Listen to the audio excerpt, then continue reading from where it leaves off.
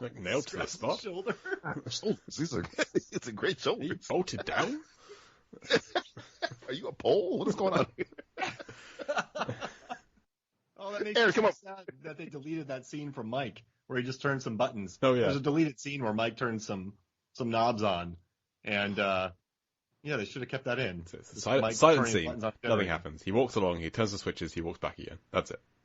And then Look, Mike needs more screen time. Mike was great. I like Mike. Did you like how hard Misty goes at him, Carl Durant? Oh, I mean, she's going in hot in this scene. She starts off. She's not happy to be there. Calm down. But then, Trent Slater gives it back to her when she says "Are those rings everywhere?" He's like, "No," and you can hear the dummy in his head when he's like, "No, dummy." Yeah. But they cut it out. So, Hey, Misty, is that your real name? yeah, she gives it to Carl. Several hearts. Yes, your name is Misty Calhoun. I was like, this is like come on, man. Can we explore something real quick? And I don't want to be hating on it, but what does the facility look like underwater? Because these sharks could just jump. Where are the fences? I think it's because the first movie, it was you guys know it was circular, right? It was like a rectangle. Yeah. It was okay. So this seemed like it's almost like a prong of spokes of a wheel, kind of. It's very hard to determine because they don't have a great establishing shots at this place. Yeah, there's one underwater shot. I can't remember which chapter it's in, but the last chapter, there's some good miniatures. Okay. From what I remember. And yeah, there's a future chapter has, Aaron's got it on his screen, as we talked about.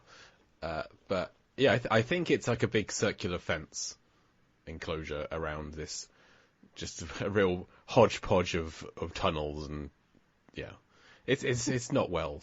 We don't know, TJ. We don't know. I'm sorry. We just don't know. Jump over it. Oh, Jay, what is this place, Mark? What else is going on? They don't have to dig a tunnel to escape then. They just can pop over the fence. Right. Because they jump. They are jumpable sharks, That's true. I guess. But then they talk about having an electric field and Right. extending the electric field down into the ground, I think is what they're doing. So maybe there's some means of it going up into the air as well. You're starting something, Jay. It's a field of energy because it's electricity, right? If that's the case, how is Trevor able to get right up on the fence without? There's two things that bother me about the beginning of this chapter, right? One, Trevor is right up on the fence. I'm gonna say, okay, maybe the power's off. Okay, I guess Trent. His name is Trent. Starts acting immediately then, right? Two, he with a snorkel in his mouth goes, all right, switch it on, which I guess is that. You can't speak with a snorkel in your mouth. How are you doing that? When the electricity turns on, that's top 10 moments for me because it just goes. Zzz. I love the sound representing the working. Energy field. He'd have to be hundreds of yards away without being affected. I would. Yeah, I just love the idea of having an electric fence underwater. Just that concept of they're swimming in it and it's an electric fence. And our boss yeah, okay. People willy-nilly into the water. There's electricity everywhere. Whoa. Yeah, Aaron might have gotten lit up. Yeah. Because as we learned in the scene where Susan fried a shark in the first film, the electricity tends to stay on the surface of the water. So when Aaron gets pushed in, that's the surface. We're not scientists. We know if what we're saying is full of crap, but this something seems iffy about just him being that close to electricity. I don't get it. I don't understand. That's a really interesting. So was the electricity off when he was adding it? Because the bull sharks, they know they can't escape, right? Because they have the trackers on. If it's off, why don't the sharks attack him? If it's on, how is he not dead? Well, the sharks don't want him. We kind of talked about this last week. They only really want one person there, and they get him at the end. But the actual the main sharks don't kill anyone. Yeah, that was another thing that again, I don't want to spoil, but 50%, 60% of the deaths aren't by main sharks. No, they're by the bubbles. The bubbles kill them. Yeah, it's just weird. It's Bella. Does any other shark kill anybody other than Bella? Oh, there's the shark finners at the start, the true villains of the film. The guys getting the shark fins, which that feels more like a vengeance kill. They're just like, oh, you guys are taking up our buddy's shark fins. We're gonna have.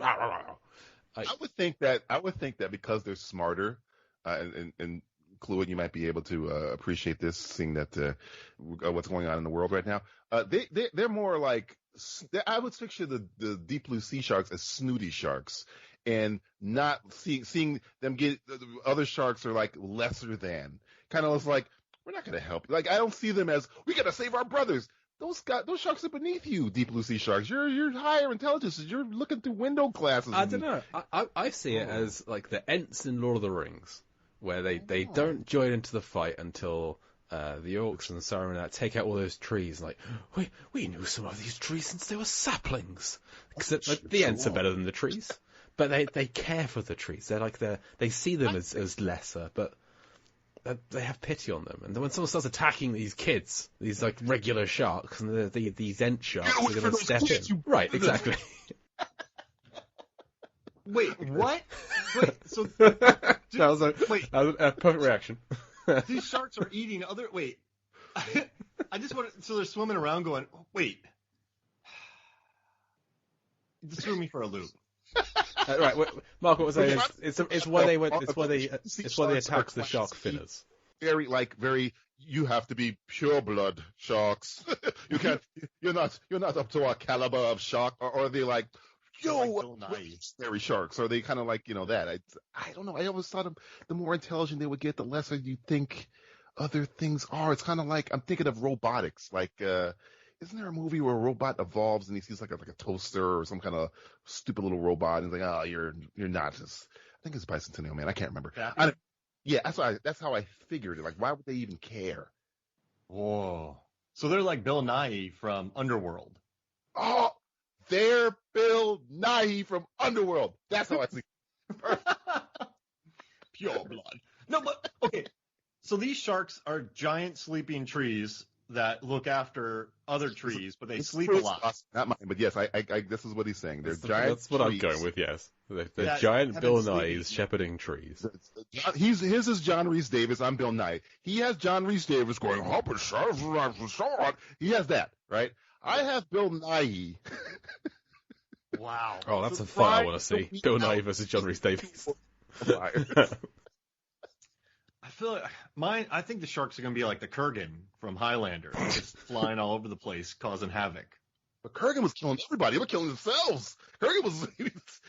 Bella would be murdering his friends and everyone. I think Bella's going to swim around just murdering everything. But he's got chopping off their heads and getting the quickening. With a pack. If Carl had tried to throw Clancy Brown into that water, he would not have succeeded. That would not have happened. The Kurgan would lop his head off. Yeah, in any film. Clancy Brown would lop his head off. He doesn't need to be a character. Just pop it. Just pop that thing off. If he was the guy from Shawshank Redemption, he'd lop his head off. Have you watched Mortuary Collection yet on Shudder? Have you watched that anthology series with Clancy Brown yet? No. What's on there? It's good. It's Clancy Brown in an anthology series, and there's some really cheeky things. And he's like a mortuary guy. He's a mortician in it. He's good. He's Tony Todd for Hallucination. Watch Clancy Brown. And I just know Clancy Brown for playing Lex Luthor. He's the greatest Lex Luthor there was because he's. Well, I mean, it's Jesse Eisenberg. Oh God. Wait, Wilson Clark or Smallville? What is this? Say what? No, he's the voice of the animated Lex Luthor. But no, don't ever say Jesse Eisenberg's name again. I love a good moonshine bit. As soon as that moonshine came out, I'm like, I love this one. It's my favorite. No, okay, so we have Ents. I think they're vampires. Vampires. Aristocratic vampires. Who just sit around and lounge all day. We're so smart. We're so intelligent. We dig tunnels. We're so intelligent. Look at those peasant sharks over there trying to get away from a fitting boat. That's how I see them. But Jay thinks it's a kinship, just as a race. So. I think they see these other sharks as being lesser and needing protecting. Oh, like a maternal instinct, huh? Ah. I don't know. Bella and those sharks, they do some jerky things coming up in a future. Right, but to people. But other things too. Remember? I don't want to talk about it because we're going to be talking about it next in 3. Oh yeah, But 3 is a true sequel. Yeah. So it's because this is funny because when you guys told me about this movie, which I again did not know existed, You're welcome, DJ. You're welcome. Thank you. And it's literally written like the synopsis of the first movie. Yes, this is true. And I was like, is this right? Maybe I downloaded the wrong. Nope. What's going on? a brilliant billionaire creates 5 genetically altered bull sharks, which proceed to wreak havoc for a group of scientists on an isolated research facility. That's Deep Blue Sea 1. That's the same plot. I know. They've added 2 sharks. There's 2 more sharks. Oh, it's the rule of sequels, right? And 4 of them don't do anything. Michael Beach, who is a great actor, by the way. He's so good in this. I can only assume he's here because the director of this is the producer of like Menace to Society and Tales of the Hood. So I'm assuming he just wanted to work with him, I guess. But he's really good here. I think they could have given him more stuff. He kind of goes like I know this scene especially is him revealing he's taken some serum. They could have, as the movie goes on, he kind of gets more sociopathic. I think they could have made him go a little bit more intelligent. I know there's that movie Limitless where Bradley Cooper is like an idiot and then he takes a pill and he's like a calculating, whatever. They could have done it a little bit more sociopathic where it's like, who's the real danger, the sharks or Michael Beach? That's because he takes this serum that's supposed to make him like super intelligent, but we never see the effects of that. Like he takes it and then he can see the matrix, he can see the compound, the formulae in his head, and his like hands start to twitch a little bit, and he gets like more focused. And when Craig tells him like, oh, there was a goddamn joy swim, and these fishermen got killed, he's like, maybe they did, and no one saw it. It's like, yeah, but like being super intelligent doesn't mean you can see through this story. You're like, you could come up with these things anyway.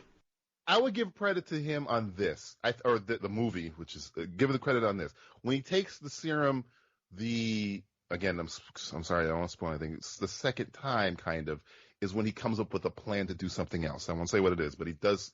It's like immediately after that. And if you look at those things that are flashing on him, they're like blueprints. Yeah. So I'm thinking that's what but I think there was something you could have done here with the smarter you get, the more cold you get to humanity, which I think they were trying to do. Where they did for the one scene where he like, again, does something with another character. And I was like, they needed more of that. They needed to have him where he was they were all together, he's one by one, kind of, as he's getting smarter, he's getting a way out, but he knows he's done the math that not all of us are getting out of here, and our best chance is I eliminate the weak. And I think that's what they were going to do. But that's in the drama version of this movie. This movie's not a drama. It's a comedy. It's a slapstick comedy. Oh, I love it. And that's a good idea, though. He becomes smarter. He becomes colder. Because then you have the question: who are we running from? The sharks or him? That's the scare. Oh man, we're locked in here with we're locked the sharks out, but we're still in the room with this guy who's the sharks locked in here with me. Yeah. He just starts killing everything. Yeah, he starts becoming a shark. He does it in a calculated sociopathic way where it's like, he doesn't have any empathy for anybody because he's done the math. He's made that's the catch of super intelligence. You might be able to beat the machine. You become a machine yourself, and you become a cold, heartless monster. So what have you stopped? You've just become the thing you wanted to stop in the first place. See, again, he becomes Skynet. He becomes Skynet. Miles Dyson's son has become Skynet. Oh, whoa. I've just blown your minds. But again, that's the deeper version of this movie. This movie is not that deep. And even though it's called Deep Blue Sea, it's not that deep. Deep Blue Sea 2, the deeper cut? I did point at the screen like Leonardo DiCaprio because he says it in this scene. He does. I'm so annoyed he doesn't say Deep Blue Sea 2. How could he have said Deep Blue Sea? We can always find them with their hair or out in the Deep Blue Sea. Tomorrow. Or something.